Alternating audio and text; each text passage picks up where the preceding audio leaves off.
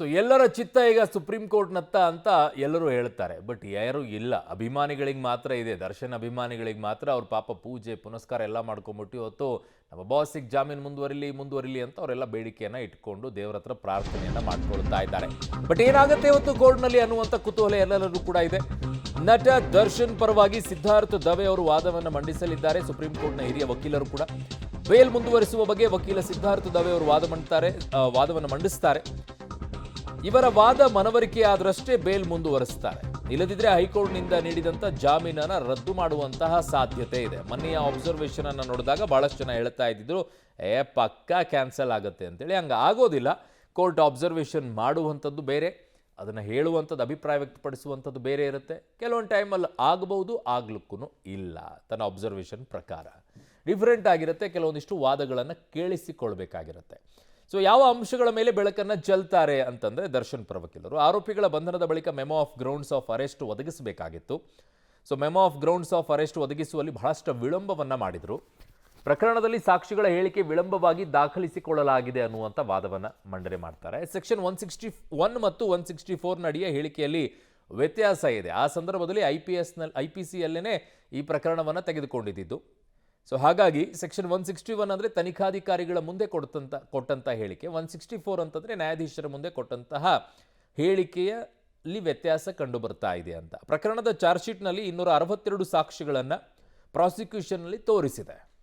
13 ಸಂಪುಟಗಳಲ್ಲಿ 587 ದಾಖಲೆಗಳನ್ನು ನೀಡಿದೆ ಇದರಲ್ಲಿ. ಸೊ ಪ್ರಕರಣದ ವಿಚಾರಣಾ ನ್ಯಾಯಾಲಯ ಪೂರ್ಣಗೊಳಿಸುವ ಸಾಧ್ಯತೆ ಕಡಿಮೆ ಇದೆ ಅಂತ ಹೇಳಿದ್ದಾರೆ. ಈಗಾಗಲೇ ಸಾಕಷ್ಟು ಸಮಯ ನ್ಯಾಯಾಂಗ ಬಂಧನದಲ್ಲಿದ್ದು ತನಿಖೆಗೆ ಸಹಕರಿಸಲಾಗಿದೆ. ಹಾಗಾಗಿ ಯಾವ ಗ್ರೌಂಡ್ಸ್ನಲ್ಲಿ ಜಾಮೀನನ್ನು ಮುಂದುವರಿಸಬೇಕು ಅಂತ ವಾದವನ್ನು ಮಂಡಿಸುವಂಥ ಸಾಧ್ಯತೆ ಇದೆ. ಈಗ ವಿಚಾರಣೆಗೂ ಕೂಡ ಸಹಕರಿಸುತ್ತಿದ್ದು ಜಾಮೀನನ್ನು ರದ್ದು ಮಾಡುವ ಅಗತ್ಯತೆ ಇಲ್ಲ ಅನ್ನುವಂಥದ್ದನ್ನು ಲಿಖಿತ ರೂಪದಲ್ಲಿ ವಾದ ಮಂಡಿಸುವ ಸಾಧ್ಯತೆ ಇದೆ. ನನ್ನ ಸಹೋದ್ಯೋಗಿ ಶಬೀರ್ ನನ್ನ ಸಂಪರ್ಕಕ್ಕೆ ಸಿಗ್ತಾ ಇದ್ದಾರೆ. ಶಬೀರ್, ಈಗ ಬಹಳ ಮುಖ್ಯವಾಗಿರುವಂಥದ್ದು ಯಾವ ಕಂಡೀಷನ್ಸ್ಗಳ ಮೇಲೆ ನಾನು ಜಾಮೀನನ್ನು ಮುಂದುವರಿಸಬೇಕು ಅನ್ನುವಂಥದ್ದನ್ನು ನ್ಯಾಯಾಧೀಶರು ಮೊನ್ನೆ ಅಷ್ಟೇ ಕೇಳಿದರು. ಸೊ ಈಗ ವಾದವನ್ನು ಮಾಡೋ ನಿಟ್ಟಿನಲ್ಲಿ ಇಲ್ಲಿ ಆಗಿರುವಂತಹ ಲೋಪದೋಷಗಳು, ಪೊಲೀಸರ ತನಿಖೆಯಲ್ಲಿ ಆಗಿರುವಂತಹ ಲೋಪದೋಷಗಳನ್ನು ಇಟ್ಕೊಂಡೇ ಇವತ್ತು ವಾದವನ್ನು ಮಂಡನೆ ಮಾಡ್ತಾರಾ ಅಂತ? ಹೌದು, ಒಂದು ಪೊಲೀಸರ ಲೋಪದೋಷಗಳು, ಇನ್ವೆಸ್ಟಿಗೇಷನ್ ಟೈಮಲ್ಲಿ ಆಗಿರುವಂತಹ ತೊಂದರೆಗಳು, ಮತ್ತು ಇನ್ ದ ಸೇಮ್ ಟೈಮ್ ಸಾಕ್ಷ್ಯಗಳ ಹೇಳಿಕೆಯಲ್ಲಿ ಆಗಿರುವಂಥ ಒಂದಷ್ಟು ಬದಲಾವಣೆಗಳು, ಈ ಎಲ್ಲ ಅಂಶಗಳನ್ನು ಇಟ್ಕೊಂಡು ಮುಖ್ಯವಾಗಿ ಆರ್ಗ್ಯೂ ಮಾಡುವಂಥ ಸಾಧ್ಯತೆಗಳಿದ್ದಾವೆ.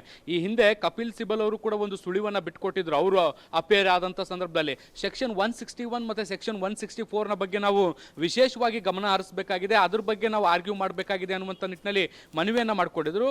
ಆದರೆ ಅವರು ಈಗಿಲ್ಲ. ಅವ್ರ ಬದಲು ಸಿದ್ಧಾರ್ಥ ದವೆ ಅವರು ಇದ್ದಾರೆ. ಅವರು ಬಹುಶಃ ಇದೇ ಅಂಶಗಳ ಮೇಲೆ ವಾದವನ್ನು ಮಂಡಿಸುವಂಥ ಸಾಧ್ಯತೆಗಳಿದ್ದಾವೆ.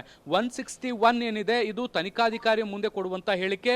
ಸೆಕ್ಷನ್ 164 ಏನಿದೆ ಇದು ನ್ಯಾಯಾಧೀಶರ ಮುಂದೆ ದಾಖಲಿಸುವಂತಹ ಹೇಳಿಕೆಗಳು. ಈ ಎರಡೂ ಹೇಳಿಕೆಗಳಲ್ಲೂ ಕೂಡ ಸಾಕ್ಷ್ಯಗಳು ಕೊಟ್ಟಿರುವಂತಹ ಮಾಹಿತಿ ಏನಿದೆ ಅದು ತಪ್ಪಾಗಿದೆ, ಕೆಲವು ವ್ಯತ್ಯಾಸಗಳು ಕಂಡು ಬಂದಿರುವಂಥದ್ದು, ಅಥವಾ ಒತ್ತಡಪೂರ್ವಕವಾಗಿ ಹೇಳಿಸಿದಾರ ಅನ್ನುವಂಥ ಒಂದಿಷ್ಟು ಅನುಮಾನಗಳು ಕೂಡ ಸೃಷ್ಟಿಯಾಗಿದ್ದಾವೆ. ಸೊ ಹೀಗಾಗಿ ಈ ಅಂಶಗಳ ಮೇಲೆ ಹೆಚ್ಚು ಫೋಕಸ್ ಅನ್ನು ಮಾಡಬೇಕು ಅನ್ನುವಂಥ ನಿಟ್ಟಿನಲ್ಲಿ ಪ್ಲಾನ್ಗಳು ನಡೀತಾ ಇರುವಂಥದ್ದು ಒಂದು. ಎರಡನೇದ್ದು, ಈಗಾಗಲೇ ಇವರು ನ್ಯಾಯಾಂಗ ಬಂಧನದಲ್ಲಿದ್ದಾರೆ. ಸೊ ಹೀಗಾಗಿ ಹೆಚ್ಚಿನ ನ್ಯಾಯಾಂಗ ಬಂಧನದ ಅವಶ್ಯಕತೆ ಇಲ್ಲ. ಈಗ ಆಲ್ರೆಡಿ ಬಹುತೇಕ ಕೇಸು ಮುಕ್ತಾಯ ಆಗಿರುವಂಥದ್ದು, ಅಂದರೆ ಇನ್ವೆಸ್ಟಿಗೇಷನ್ ಪೂರ್ಣ ಆಗಿರುವಂಥದ್ದು, ಚಾರ್ಜ್ ಶೀಟ್ ಫೈಲ್ ಆಗಿರುವಂಥದ್ದು, ಟ್ರಯಲ್ ಕೋರ್ಟ್ನಲ್ಲಿ ಟ್ರಯಲ್ ಕೂಡ ಶುರುವಾಗಿದೆ. ಸೊ ಈ ಹಂತದಲ್ಲಿ ಜಾಮೀನು ಕೊಡಲಿಕ್ಕೆ ಇದೊಂದು ಫಿಟ್ ಕೇಸ್ ಅನ್ನುವಂಥ ನಿಟ್ಟಿನಲ್ಲಿ ಆರ್ಗ್ಯೂ ಮಾಡುವಂಥದ್ದು. ಮುಂದಿನ ಹಂತದಲ್ಲಿ ಅಂದರೆ ಜಾಮೀನನ್ನು ಪಡೆದುಕೊಂಡ ಬಳಿಕವೂ ಕೂಡ ಜಾಮೀನು ನೀಡಬೇಕಾದಂತಹ ಸಂದರ್ಭದಲ್ಲಿ ಹಾಕಿದಂಥ ಷರತ್ತುಗಳೇನಿದ್ದಾವೆ ಆ ಎಲ್ಲ ಷರತ್ತುಗಳನ್ನು ಪೂರೈಸಿದ್ದಾರೆ. ಯಾವುದೇ ರೀತಿಯಾದಂಥ ಸಮಸ್ಯೆಗಳಾಗಿಲ್ಲ. ಟ್ರಯಲ್ ಕೋರ್ಟ್ಗೆ ವಿಚಾರಣೆಗೆ ಹಾಜರಾಗ್ತಾ ಇದ್ದಾರೆ. ಹೀಗಾಗಿ ಜಾಮೀನನ್ನು ಕೊಡಬೇಕು ಅನ್ನುವಂಥ ನಿಟ್ಟಿನಲ್ಲಿ ಒತ್ತಾಯವನ್ನು ಮಾಡ್ತಾರೆ. ನೋಡಿ, ಸುಪ್ರೀಂ ಕೋರ್ಟ್ನಲ್ಲಿ ಯಾವಾಗಲೂ ಸುಪ್ರೀಂ ಕೋರ್ಟ್ ಈ ಹಿಂದೆ ಬೇರೆ ಬೇರೆ ಪ್ರಕರಣಗಳಲ್ಲಿ ಉದಾಹರಣೆಯಾಗಿ ಹೇಳಿರುವಂಥದ್ದು, jail it's a option not mandatory ಅಂತ.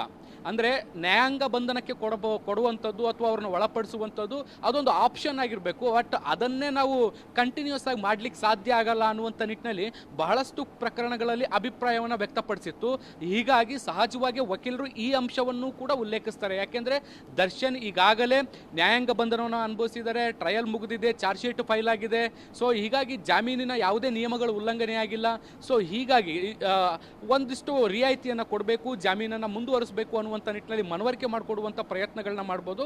ಇದಾದ ಮೇಲೆ ಸುಪ್ರೀಂ ಕೋರ್ಟ್ನ ಒಪಿನಿಯನ್ ಏನಾದರೂ ಚೇಂಜ್ ಆಗುತ್ತಾ ಅನ್ನುವಂಥದ್ದು ನೋಡಬೇಕು. ಯಾಕೆಂದರೆ ಕಳೆದ ವಿಚಾರಣೆಯ ಸಂದರ್ಭದಲ್ಲಿ ಏನೆಲ್ಲ ಆಗಿದೆ ಅನ್ನುವಂಥದ್ದು, ಹೈಕೋರ್ಟ್ ಆದೇಶದ ಬಗ್ಗೆ ಯಾವೆಲ್ಲ ಭಿನ್ನಾಭಿಪ್ರಾಯಗಳಿದ್ದಾವೆ ಅನ್ನುವಂಥದ್ದು ಎಲ್ಲ ನಾವು ನೋಡಿದ್ದೀವಿ. ಸೊ ಹೀಗಾಗಿ ನಟ ದರ್ಶನ್ ಪರ ವಾದವನ್ನು ಆಲಿಸಿದ ಬಳಿಕ ಸುಪ್ರೀಂ ಕೋರ್ಟ್ ಯಾವ ರೀತಿಯಾಗಿ ಯೋಚನೆ ಮಾಡ್ಬೋದು ಮತ್ತು ಈ ಒಂದು ಪ್ರಕರಣವನ್ನು ಹೇಗೆ ಡಿಸೈಡ್ ಮಾಡುತ್ತೆ ಅನ್ನುವಂಥದ್ದನ್ನು ಕಾದು ನೋಡಬೇಕು. ಬಹುತೇಕ ಇವತ್ತೇ ಇದಕ್ಕೆ ಸಂಬಂಧಪಟ್ಟಂತೆ ಆದೇಶವನ್ನು ಕೂಡ ಕೊಡ್ಬೋದು. ಅರುಣ್. ಓಕೆ ಶಬೀರ್, ನಿಮ್ಮೆಲ್ಲ ಮಾಹಿತಿಗೆ ಧನ್ಯವಾದಗಳು. 10:30ಕ್ಕೆ ನಿಮ್ಮನ್ನು ಮತ್ತೆ ಸಂಪರ್ಕಿಸ್ತೀವಿ, ನಿಮ್ಮಿಂದ ಮಾಹಿತಿಯನ್ನು ಕೂಡ ಪಡ್ಕೊಳ್ತೀವಿ. ಧನ್ಯವಾದಗಳು.